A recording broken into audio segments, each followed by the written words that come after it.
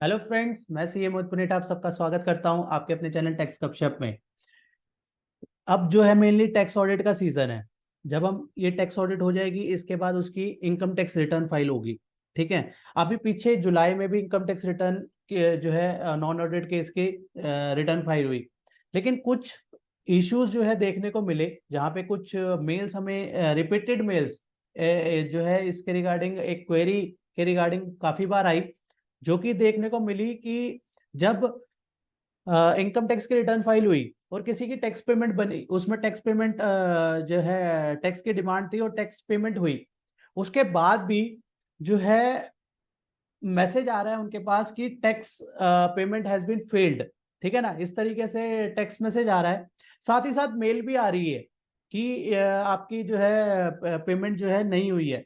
तो इसका करना क्या है और इस तरीके की प्रॉब्लम अब और ना आए, तो उसके लिए हमने सोचा एक जो है शॉर्ट क्लिप बनाई जाए कि ये पेमेंट का इशू आ क्यों रहा है। और ये जैसे कि हमने मेल के माध्यम से या फिर मैसेज के माध्यम से ये इश्यूज देख रहे हैं, तो इसको हमें करना क्या है। ठीक है ना। तो इसके लिए पहले मैं आपको दिखाता हूं कि किस तरीके से ये जो है इश्यूज, जैसे हमारे पास जैसे ये इस तरीके की मेल जो है आई।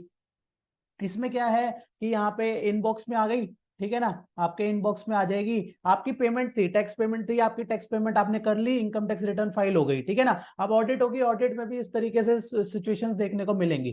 ठीक है, जहां पे अपनी ट्रांजेक्शन आईडी, यहाँ पे पैन नंबर है, ठीक है, सीआरएन नंबर है, ठीक है, यहाँ पे डियर सर आपका नाम वगैरह, your transaction of rupees this, ठीक है, against CRN this is failed. यहाँ पे आ रहा है फेल्ड।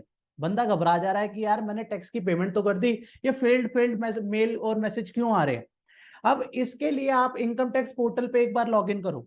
इनकम टैक्स पोर्टल पे जब आप चलान हिस्ट्री पे जाके देखोगे, ठीक है ना, वहां पे आपको चलान हिस्ट्री पे आपकी टैक्स पेमेंट दिख रही है। आप अपने बैंक अकाउंट में देख रहे हो, बैंक में भी पेमेंट हो गई, रिवर्स भी नहीं हुई वो पेमेंट। ठीक है ना। लेकिन उसका सिन नंबर क्रिएट हुआ और चलान सीआरएन के थ्रू वो पे हो गया, आपके पास चलान नंबर आ गया।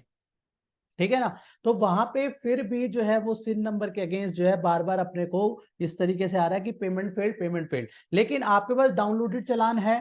ठीक है ना, आपके पास बैंक स्टेटमेंट है, आपके बैंक स्टेटमेंट से पेमेंट हुई है, रिवर्स भी नहीं हुई। ठीक है ना, रिवर्स भी नहीं हुई, पे भी हो गई, आपके पास चालान नंबर भी है, वही चालान आपने बैंक के अपना आईटीआर में डाल के अपनी रिटर्न फाइल करी है। ठीक है ना। तो इस तरीके से इस तरीके के मेल जो है उसको ज्यादा घबराने की जरूरत नहीं है।